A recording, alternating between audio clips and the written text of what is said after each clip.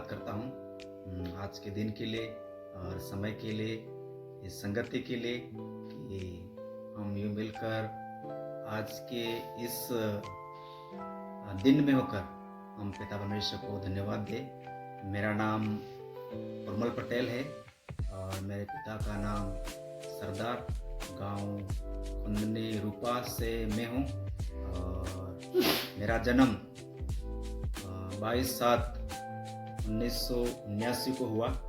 और जब मैं छोटा ही था तब मैं संडे स्कूल और चर्च में आता था। मेरा लालन पालन और मेरा जन्म भी एक मसीह परिवार हुआ, लेकिन फिर भी मैं संडे स्कूल में चर्च में नहीं आता था।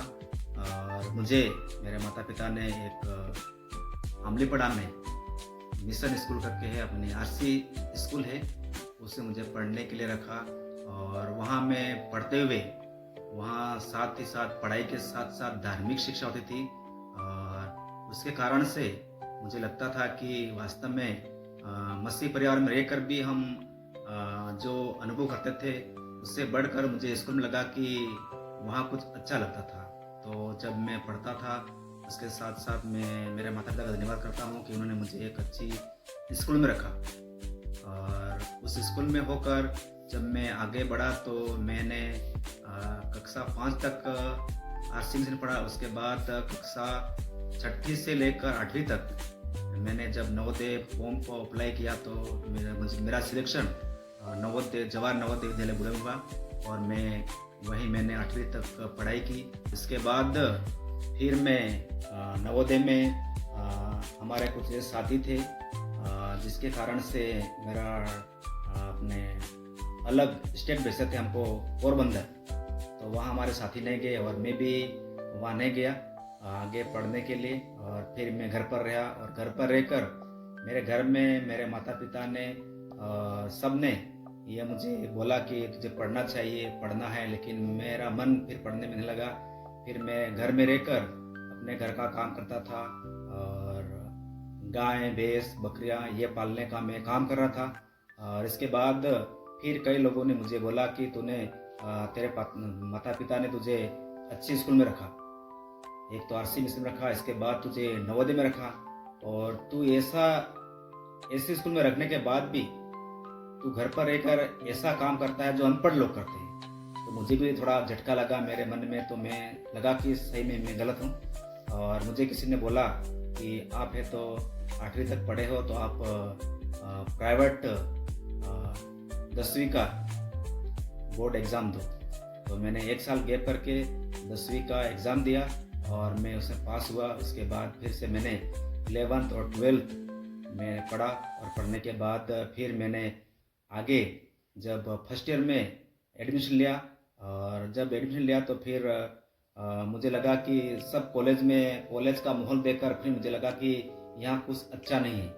तो फिर मैं थोड़ा ब्रेक हो गया और इसके बाद मैं चर्च जा रहा था और जाने लगा। तो फिर हमारे उधार भवन जीवा खूटा हमारा मेन कलिशा है, वहीं से हमारे कमेटी ने और मुझे बताया कि आप है तो पास्टर बन सकते हैं, आपके लिए हम एक लेटर लिखते हैं। तो मेरे मन की इच्छा नहीं थी कि मैं एक सेवा में जाऊं, एक सेवा करूं, क्योंकि मुझे लगता था कि मैं सेवा करूंगा तो मुझे कैसा बनना पड़ेगा, जीवन में क्या होगा, मुझे कुछ जानकारी नहीं थी। तो मैंने सोचा कि मैं नहीं बनूंगा। तो फिर भी उन्होंने एक लेटर बना के बिशप साहब को हमारे CNI ऑफिस राजस्थान में डाल दिया। और जब मेरे पास इसकी सूचना आई तो मैं डर गया कि मैं कैसे पास्टर बनूंगा। मेरे पास बाइबल का नॉलेज नहीं, मैं बहुत कम चर्च में जाने वाला, और मैं किस तरह से पादरी का जीवन कैसा होता है, मेरा जीवन शायद ऐसा नहीं है, मैं इस काम को कैसे कर पाऊंगा। मेरे जीवन में बहुत डर था। लेकिन जब मुझे लेटर मिला और लेटर मिलने के बाद मुझे बड़ी खुशी हुई। और इसके बाद मुझे नहीं मालूम था, मैं छोटा था बिल्कुल, तब मैं बहुत बीमार हो गया था, मुझे नहीं मालूम। लेकिन जब उन्होंने मेरा माता पिता ने जब मैं बाइबल ट्रेनिंग के लिए जानने के लिए निकला तो एक दिन पहले एक धन्यवाद आराधना रखी और उसमें मेरे पिता ने गवाही दी कि मेरा बेटा जब छोटा था तो मैंने प्रभु से मन्नत मांगी थी, प्रभु तू उसको जिंदा रखे तो मैं उसको तेरी सेवा के लिए दूंगा। तो मैं प्रभु का धन्य, उस समय मेरी आंखें खुली कि वास्तव में मेरे पिता ने मेरे लिए ऐसी मन्नत रखी और आज वो समय है, आज वो दिन है कि इस दिन को मैं देख पा रहा हूँ। और मेरे जीवन में बड़ी खुशी हुई कि मैं छोटा था उस समय से मेरे पिता ने ऐसा मन्नत मार रखी थी और आज मैं देखता हूँ मैं तैयार हो गया मैं जाने के लिए। तो मेरे माता पिता भी खुश है, मैं भी खुश हो गया और मैं बाइबल ट्रेनिंग के लिए गया इलाहाबाद। मैं गया सत्यनिकेतन कॉलेज में, वहाँ रहकर मैंने 3.5 साल तक वहाँ रहकर हमने बाइबल अध्ययन किया। और वहाँ रहते हुए भी जब मैं वहाँ रहा तो बहुत अधिक ठंड थी, सर्दी के समय बहुत ठंड और बहुत गर्मी होती थी। और वहाँ रहकर मेरा खान पान और रहन सहन मुझे सूट नहीं हो रहा था और मुझे लगता था कि मैं अब फिर यहाँ से नहीं रह पाऊँगा, मैं यहाँ बाइबल ट्रेनिंग नहीं कर पाऊँगा। और मेरे मन की इच्छा थी कि मैं चुपके से कॉलेज छोड़ के भागने के लिए भी मेरे मन में एक इच्छा हुई। लेकिन मैं प्रभु का धन्यवाद करता हूँ, उस समय रेवरेंड शंभूलाल डोडियार वहीं थे और उन्होंने मुझे समझाया और समझाने के बाद फिर मैं वहीं ट्रेनिंग किया। और ट्रेनिंग के बाद फिर से मैं जब हमारा ग्रेजुएशन समय पूरा हुआ और इसके बाद हम देखते हैं कि फिर से मैं अपने स्थान राजस्थान बांसवाड़ा में आया और वहाँ रहकर मुझे प्रभु के दास के साथ हमारे रेवरेंड बिलू सिंह बारिया साहब है, उनके अंडर में रहकर मुझे एक सेवा का कार्य सौंपा गया। मैं अपने रेवरेंड बिलू सिंह बारिया के अंडर में रहकर जब मैंने अपनी सेवकाई को शुरू किया उस समय मैंने अभी तक प्रभु को अच्छी तरह से नहीं जाना था और उस समय मैं सेवकाई में चलता रहा। और सेवकाई में भी पादरी साहब ने, रेवरेंड बिलू सिंह ने मुझे बहुत समझाया, सिखाया और ऐसे करना ये करना। लेकिन पादरी साहब जो बताते थे उसका उल्टा ही मैं करता था। तो पादरी साहब मुझसे बहुत नाराज होते थे कि क्या कर रहा है, कैसे कर रहा है। लेकिन मुझे मालूम नहीं चलता मैं क्या कर रहा हूँ, मुझे खुद मेरी समझ में नहीं आता। लेकिन ऐसे जैसे जैसे मैं वचन पढ़ता, जगह जाता, पादरी साहब को देखता, आराधना लेता, उस समय मेरी आंखें, मेरा दिमाग जब खुलने लगा तो मैं पिता का धन्यवाद करने लगा कि इससे बड़ी और सेवा क्या हो सकती है। मैं प्रभु का धन्यवाद करता हूँ और प्रभु से कहता कि प्रभु वास्तव में अब मुझे सही जगह पर मैं आया हूँ। और इस तरह से जब मुझे राजस्थान डायसिस में रहकर मुझे सेवा मिली तो मैं बड़े आनंद और खुशी के साथ मैं सेवकाई में रहा और इसी के साथ मेरा विवाह हुआ। और विवाह में भी मेरी जो विवाह है मुरंडुंगर, हमारे बांसवाड़ा में ही है मुरंडुंगर करके एक गांव, वहाँ मेरा विवाह हुआ। और विवाह में मैं प्रभु का धन्यवाद करता हूँ कि मुझे प्रभु ने एक अच्छी पत्नी दी। हालेलुया। आज भी मैं जब सेवा में हूँ, सेवकाई में हूँ तो मेरी अच्छे से केयर करती है, मेरे लिए प्रार्थना करती है और मुझे अच्छे से संभालती है। और मुझे कहीं मैं गलत कहीं कुछ बोलता हूँ वचन में या उसको कुछ सूचना मिलती है तो मुझे बोलती है कि आपने ऐसा बोला, ऐसा कहा। तो मैं प्रभु का धन्यवाद करता हूँ कि मेरे पीछे मेरी पत्नी जो मेरी सेवा में है वो मुझे बहुत सपोर्ट करती है। और आज भी मैं देखता हूँ जब मेरे बच्चे भी कहीं मैं चल जाता हूँ तो आते हैं तो वहाँ भी एक मेरी छोटी बेटी स्टेनिया करके है, वो मुझे कहते हैं कि पापा आपने ऐसा किया, पापा आपने ये किया। इस तरह से मुझे जब मैं कुछ गलत बोल देता हूँ तो वो मुझे बार बार याद दिलाती है कि पापा आपने यह ऐसा बोला, इस तरह से। तो मैं प्रभु का धन्यवाद करता हूँ। आज भी जब मैं सेवा में हूँ तो सेवा में रहकर मुझे लगता है कि मैंने एक अच्छा एक काम लिया। हालेलुया। एक अच्छी सेवा ली। पहले मैं बहुत डरा था, मुझे बहुत घबराहट थी, लेकिन मुझे अब बड़ा आनंद और उत्साह और जोश मिलता है कि कई बड़े बड़े मैं देखता हूँ कि प्रधानमंत्री है, बड़े अधिकारी, कलेक्टर, उससे बढ़कर मुझे एक अच्छी सेवा मिली, ऐसा मैं अपने जीवन में अनुभव करता हूँ। और मैं प्रभु में सदा आनंदित रहता हूँ। और मैं कहीं भी जाता हूँ और वहाँ के लोगों से मिलता हूँ तो सब लोग मुझे बड़े आदर से ग्रहण करते हैं, मेरा मान सम्मान भी करते हैं, मुझे इज्जत भी देते हैं, और जैसा मैं कहता हूँ वैसा लोग करते भी हैं, मानते भी हैं, और प्रभु के वचन के अनुसार मैं उनको अच्छे से सिखाने पाता हूँ, सीखते हैं। और कुछ ऐसे होते हैं जो मुझसे हंसी मजाक में वचन को लेते भी हैं, लेकिन मैं उनको फिर से उनको समझाता हूँ तो बाद में उसको समझते हैं, और वो कहते हैं कि प्रभु का धन्यवाद हो, हमें एक ऐसा पादरी मिला जो हमें बार बार समझाते हैं, और हमारे परिवार का, हमारे घरों का इस तरह से विजिट करना, देखना, और हमारे लिए प्रार्थना करते हैं। तो प्रभु का धन्यवाद, और प्रभु का धन्यवाद करते हैं वो, और खुश होते हैं कि ऐसे पादरी हमें मिलते रहे, हमें मिले हैं।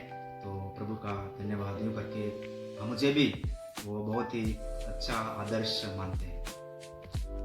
अभी जब मैं सेवा में हूँ, और सेवा में मैं कई जगह पर जाता हूँ, और जब मुझे सेवा मिली तो अभी मैं हमारे राट कलिशा है, और पास में हमारे महवंशीपुरा है, और दोनों कलिशा में मैं जाता हूँ। और जाने के बाद मेरी सेवकाई लाइफ में मैंने अपने जीवन में अनुभव किया है कि मेरे साथ कई प्रकार के उतार और चढ़ाव होते हैं, और लोगों के बीच में बातें करना, और सेवा में लोगों के साथ मिलना, और लोगों से बातें करना, समझाना, और विशेष करके कई ऐसे लोग जो बीमार भी मिलते हैं, और बीमार मिलने के बाद जब उनसे प्रार्थना करते हैं तो कई लोग चंगाई को पाते हैं, और गवाही को भी अपने जीवन में देते हैं। और कई ऐसे परिवार हैं, कई ऐसे क्षेत्र हैं जो प्रभु यीशु मसीह को नहीं जानते, इस तरह में हम जाते हैं, और वहाँ जाकर जब हम लोगों के लिए प्रार्थना करते थे तो कई लोगों ने चंगाई पाया, और चंगाई पाने के बाद जब हम उन्होंने एक मीटिंग का आयोजन करते थे ये लोग, तो बहुत से दूसरे लोग होते थे, वो हमारे चप्पल फेंक देते, हमें ढोलक बजाने देते थे, और हमको मारने के लिए भी आते थे। और वहाँ के जो परिवार थे उन लोगों को ये कहते थे कि आपके गांव में पादरी नहीं आना चाहिए। तो लोगों ने उन लोगों से प्रश्न किया कि हम तो प्रभु को जान लिया, पहचान लिया है, उन्होंने दुआ की, हमको चंगाई मिली है, इसलिए हम पादरी को नहीं छोड़ेंगे।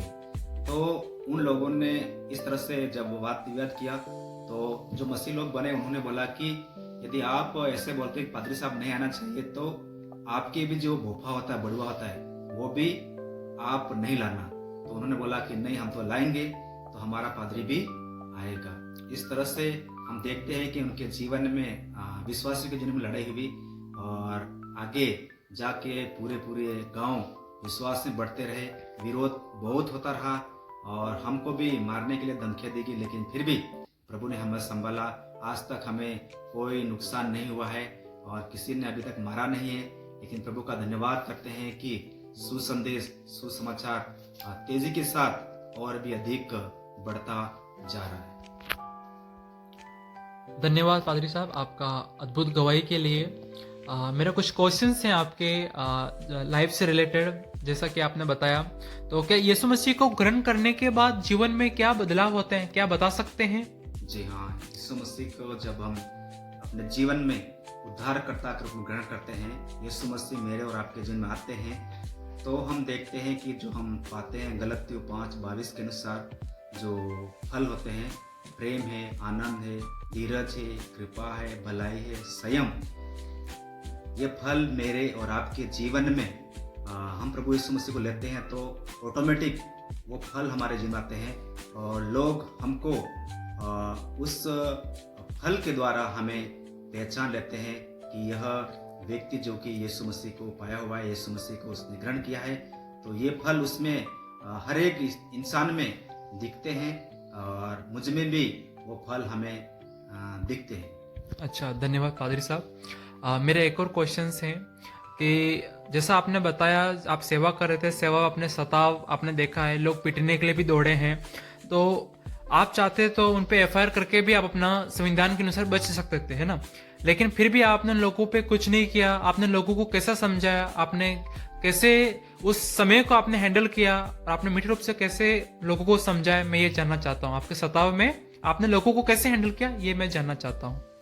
सताव के समय हमारे साथ बहुत सताव होते थे, लेकिन फिर भी हम प्रभु के वचन के अनुसार हम देखते हैं कि यीशु मसीह को भी कई बार सताया गया और यीशु मसीह के हम शिष्य हैं और शिष्य होने के नाते हम पिता परमेश्वर से प्रार्थना करते थे और उनको माफ़ करते थे बार बार।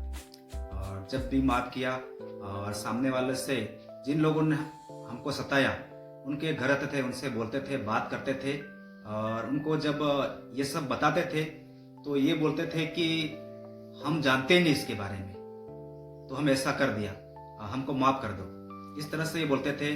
तो हम उनके पास मिल करके जब ऐसी बातें करते थे तो उनको लगता था कि उनको ये लगता था कि वास्तव में ये बड़े उदार दिल के हैं, ये हमेशा माफ़ करने वाले हैं। फिर एक बार फिर सताया गया, कई बार सताते थे और इसके बाद उनके घर में जब सताते रहे तो उनके घर में बड़े बड़े नुकसान होने लगे। उनके घर में भाई ने सताया तो उसकी पत्नी की डेथ होगी, किसी भाई ने और सताया उसके बच्चे की डेथ होगी। तो उन्होंने सोचा कि मसीह लोगों को हम सताते हैं और सताने के द्वारा हमारे घर में परिवार नुकसान हो रहा है, तो अब हमें उनको सताना नहीं चाहिए, जैसा वो कर रहे उनको करने दो। अच्छा, मतलब आपकी गवाही, आपके इस आंसर से ये है कि जो लोग परमेश्वर के लोगों को सताते हैं, परमेश्वर खुद उनका पलटा लेता है। परमेश्वर खुद उनके जीवन को बताता है कि तुम मेरे लोगों को मत छेड़ो, है ना। एक और क्वेश्चन है कि जब आपने जैसे बताया कि मैं शुरुआत में पढ़ाई में उतना अच्छा नहीं था क्योंकि कुछ अलग अलग रीजन है, लेकिन फिर भी जब आप प्रभु में आए, आपने आप पास्टर असिस्टेंट रहे, तो आपने जैसा बताया कि आपके ऊपर के जो पादरी साहब है आपको डांटते थे, है ना, लेकिन फिर भी आपने उनकी डांट को गलत वे में नहीं लिया। तो क्या बता सकते हैं आपने उनकी डांट को गलत वे में क्यों नहीं लिया? मैं प्रभु का धन्यवाद करता हूँ कि जब मैं अंडर ट्रेनिंग में पादरी साहब हमारे जो सीनियर थे उसके अंडर में रहा तो मुझे मालूम नहीं पड़ता था कि पादरी साहब क्या बोल रहे हैं, मुझे क्या करना चाहिए, लेकिन फिर भी मैं हंस करके उनसे बातें करता था, जैसा बताते वैसा करता ही था। लेकिन फिर भी प्रभु को मैं धन्यवाद करता हूँ और प्रभु का वचन कहता है कि अपने अधिकारियों के अधीन में रहो, और मैं उन पादरी साहब के अधीन में नहीं रहता, लेकिन फिर भी पादरी साहब मुझे बहुत प्रेम करते थे, प्रेम से समझाते थे।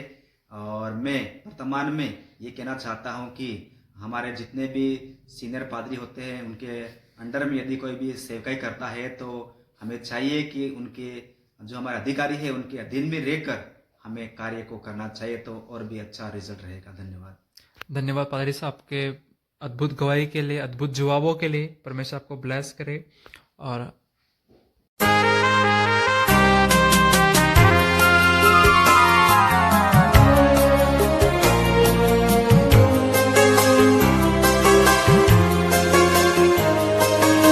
यीशु बुला रहा,